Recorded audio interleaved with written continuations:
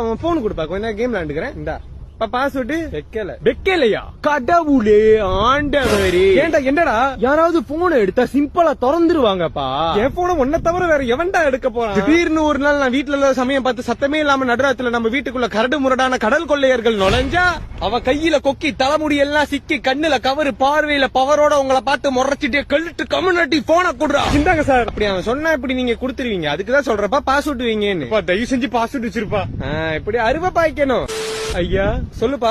அந்த கடல் கொள்ளையர்கள் உண்மையாலாம் வரமாட்டாங்களே, திடீர்னு என்னப்பா வந்துட்டாங்களா? இல்ல இப்ப வரல, திடீர்னு ஒரு வேலை வந்தா என்ன செய்வீங்கன்னு கேக்குறேன். தெரியலப்பா, சீக்கிரம் வச்சிருப்பா. என்னன்னு பாஸ்வேர்ட் வைக்கலாம்? நல்லா கஷ்டமா 1ல இருந்து 8ன்னு வைப்பா. இதுக்கு பாஸ்வேர்டே வைக்க வேணாமே. சரி வைக்காதப்பா. திடீர்னு ஐயோ மன்னிச்சிருப்பா, வைப்பா. சரிப்பா, நான் கேட்க பதில் சொல்லுங்க. உங்க கிரஷ் பேருனா? மூட்டைப்பூச்சி. உங்களுக்கு பிடிச்ச ஜூஸ்?